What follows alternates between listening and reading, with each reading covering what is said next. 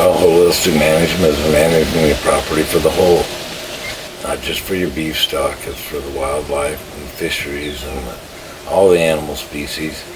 Managing your ground so it constantly improves.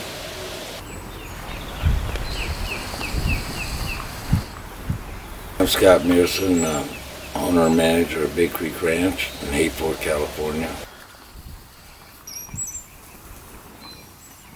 We raise grass-finished beef, which is completely different from the so-called advertised grass-fed beef. It's all beef eat grass, but we finish on a lot of our cattle with no grain whatsoever.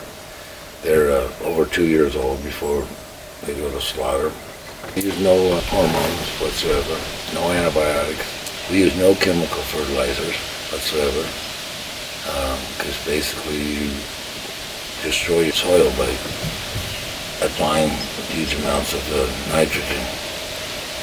My parents bought this ranch back in 1973. Tried a lot of things. Most of them didn't work for years.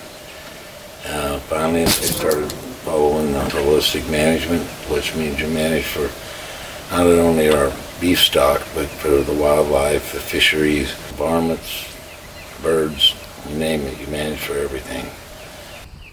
We run a rotational grazing program now, which is constantly improving our soils. A lot of beef is advertised as all natural, which basically has no real meaning. Like people talking about grass-fed versus grass-finished.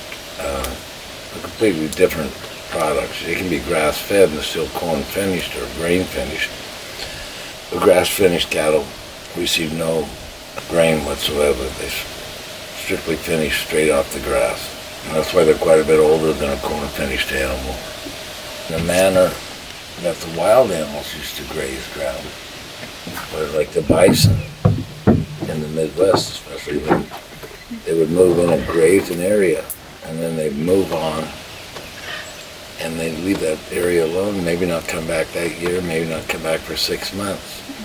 And it gives the plants a chance to regrow, and restart, and regrow their root system. With the manure and the urine stuff, you're constantly improving the soil, improving your microbes in the soil.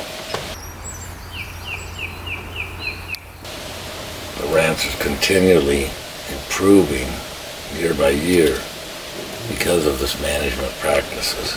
I would like to think that maybe this ranch has still been in existence 50 years from now, 100 years from now. Open space, still providing a quality meat product. If Beyond Meat doesn't put us out of business.